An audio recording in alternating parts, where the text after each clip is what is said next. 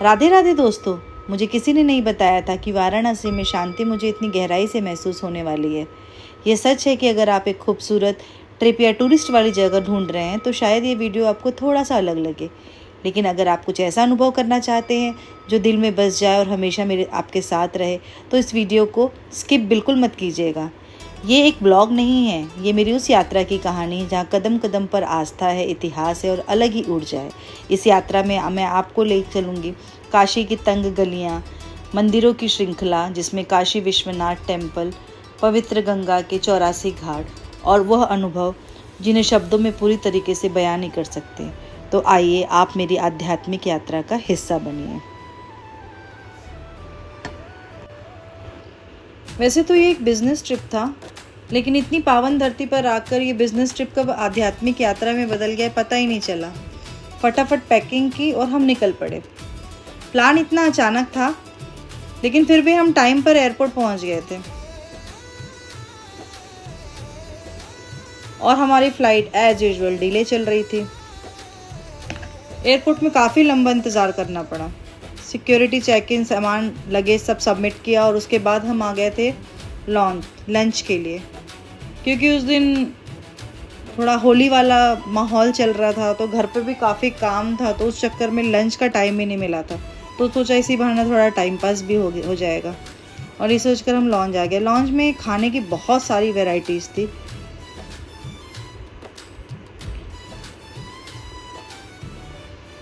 इतनी सब वैरायटी के बावजूद कई बार ऐसा होता है ना कि बहुत सारी वैरायटी होती है बट टेस्ट में उतना मज़ा नहीं होता है।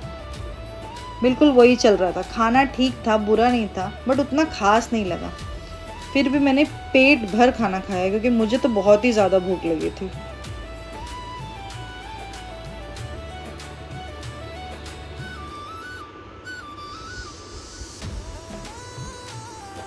और बाद में स्वीट डिश भी लिया।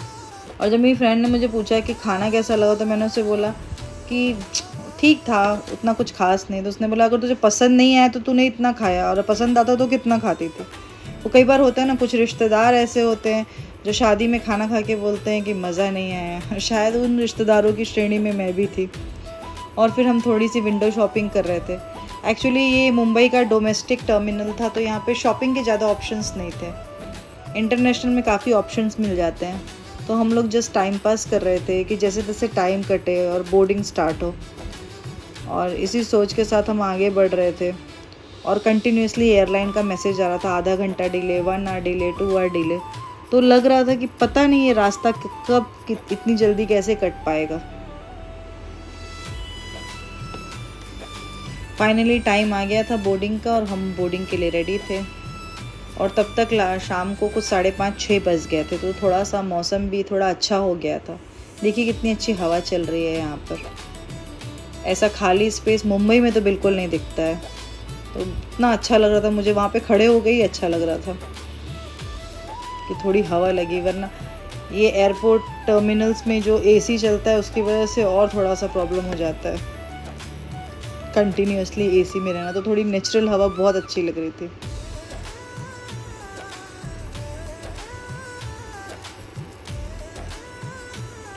मन में आ रहा था कितनी जल्दी सीट मिले और मैं कितनी जल्दी बैठ जाऊं। आजकल मैं जब ट्रैवल करती हूँ बाय एयर, तो मैं पहले से वेब चेक इन नहीं करती, क्योंकि अगर वेब चेक इन करते हैं हम एडवांस में तो हमको एयरलाइंस को एडिशनल अमाउंट पे करना पड़ता है फॉर सीट सिलेक्शन। मुझे एक्चुअली वो वर्थ नहीं लगता है, क्योंकि सीट हमारी फ़्लाइट की टिकट्स ऑलरेडी बहुत महंगी होती है। तो मैं एयरपोर्ट जाकर ही वहाँ पे डायरेक्टली वेब चेक इन करा के सीट सिलेक्शन कर लेती हूँ। और मुझे अच्छी सीट भी मिल गई थी और बस हम रेडी थे टेक ऑफ के लिए। एज़ यूजुअल एयरलाइंस की जो फॉर्मेलिटी होती है, जो गाइडलाइंस वो एक्सप्लेन करते हैं, वो चालू था। सनसेट का टाइम था। बाहर का नज़ारा बहुत ही सुंदर लग रहा था। और ये मोमेंट जो होता है जब हमारी फ़्लाइट टेक ऑफ करती है, मुझे बहुत ही ज़्यादा डर लगता है। मैं आंख बंद करके सिर्फ भगवान का नाम लेती हूँ उस टाइम पे, और मुझे ऐसा लगता है कि मैं सेफली घर पहुँच जाऊँ, क्योंकि अल्टीमेटली हम सब अपनी फैमिली को छोड़कर आते हैं। तो जब तक सेफली लैंडिंग नहीं होती घर में सब परेशान रहते हैं। और देखिए सूर्य भगवान हमारे साथ साथ ही चल रहे थे।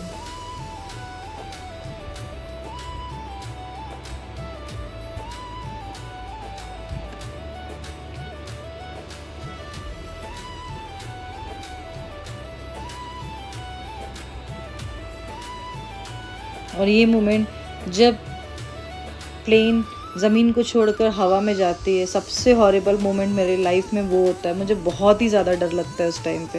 तो जस्ट मैं आंख बंद करके राम का नाम लेती हूँ। लेकिन इस बार मुझे वीडियो शूट करना था और मैंने देखा नीचे का नज़ारा बहुत ही सुंदर था।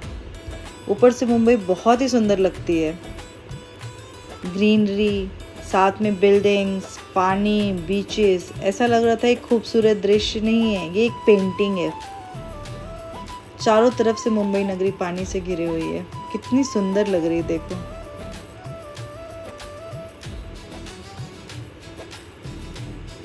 और हम समंदर के ऊपर थे।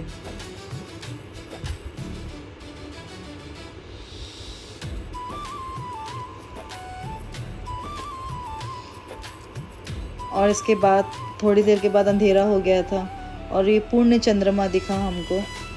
एक दिन पहले एक्चुअली चंद्र ग्रहण था तो उसकी वजह से पूर्ण चंद्रमा दिख रहा था दूसरे दिन। बहुत ही अच्छा लग रहा था। और फाइनली लगभग 2.5 घंटे, पौने 3 घंटे की जर्नी के बाद हम वाराणसी में लैंड करने वाले थे।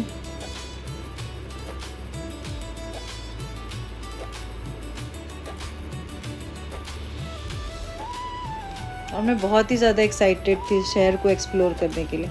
मैं आई हूँ, बचपन में आई हूँ, बट मुझे उतने अच्छे से याद नहीं है सब चीज़ें।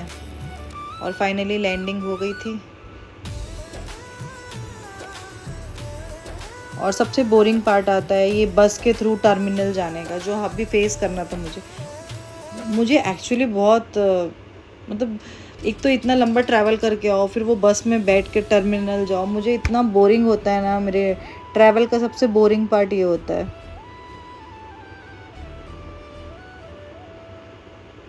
कई बार तो मुझे लगता है ये लोग पैदल ही क्यों नहीं अलाउ कर देते, कम से कम हवा तो लगेगी। बस ये डीजीसीए का रूल है, फॉलो तो करना पड़ता है।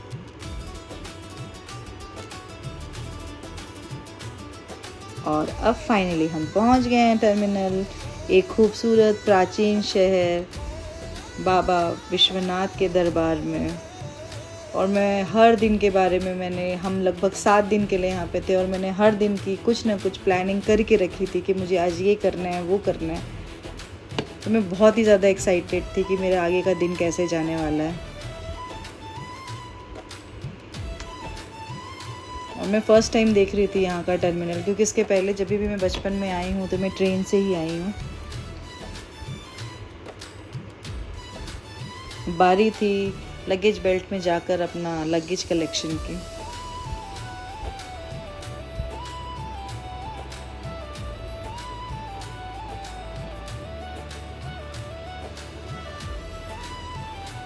और यहाँ पर एक ग्रुप आया हुआ था, गर्ल्स गैंग था ये, इनका फ़ोटो सेशन चालू था। वैसे हमारा भी गर्ल गैंग था, 2 लोगों का गैंग था ये। हम 2 लोग ही आए थे इस ट्रिप पे।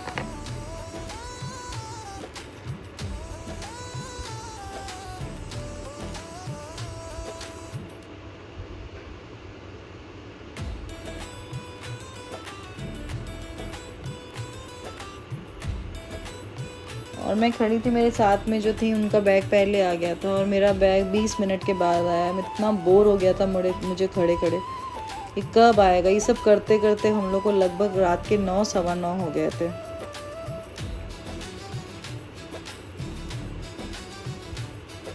और फाइनली लगेज कलेक्शन के बाद हम एयरपोर्ट से बाहर आ गए। अब अगला चैलेंज था टैक्सी ढूंढना, क्योंकि उस दिन वहाँ पे यूपी में होली का सेलिब्रेशन चालू था तो थोड़ा डर लग रहा था। बीइंग अ गर्ल हम लोग को थोड़ा सा सेफ्टी इशू हो रहा था। मुंबई में तो ऐसा है कि लेट नाइट ऑफिस से आ जाओ तो भी कोई फ़र्क नहीं पड़ता है, तो हम लोग थोड़ा सा डर रहे थे कि अजनबी शहर है, कैसे मैनेज होगा, क्योंकि लोकल टैक्सी मिल नहीं रही थी और ऊबर ओला का कोई रिस्पांस नहीं था, और जो टैक्सी मिल रही थी वो डबल और ट्रिपल रेट में थी।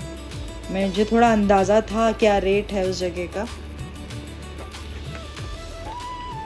फाइनली एक लोकल ऑटो वाले से बात की कि भैया हमको जाना है 80 घाट। हम लोग 80 घाट के पास हमने अपना होटल बुक किया था और हमने सोचा था कि हमको रात को लेट हो जाएगा तो एटलीस्ट एक फ़िक्स जगह होनी चाहिए। और प्लान ये था कि नेक्स्ट डे हम अर्ली मॉर्निंग चेकआउट करके अपना दूसरा व्यवस्था करेंगे रुकने का, क्योंकि मुझे मेन आश्रम में रुकना था। मुझे होटल में रुक कर वाराणसी का मज़ा नहीं लेना था।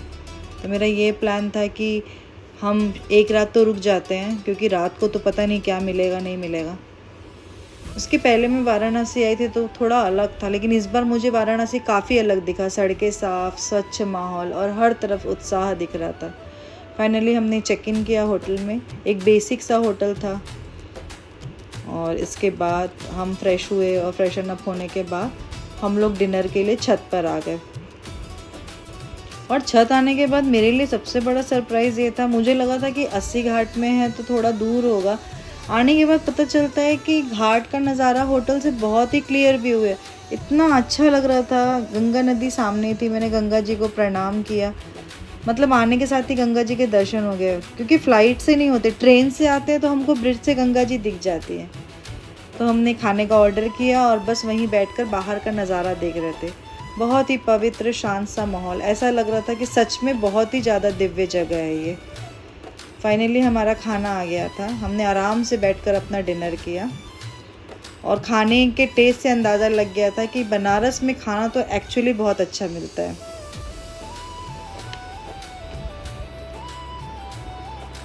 ये सब करते करते हमें लगभग रात के 11 बज गए थे और हमने अपना डिनर ख़त्म करके हम अपने वापस रूम में आकर सो गए, क्योंकि हमको अपनी अगली सुबह की भी तैयारी करनी थी। उसकी आइटनरी फिक्स थी कि क्या क्या करना है। अगर आप भी मेरी यात्रा का हिस्सा बनना चाहते हैं तो पार्ट 2 के लिए बने रहें मेरे साथ। Thank you for watching.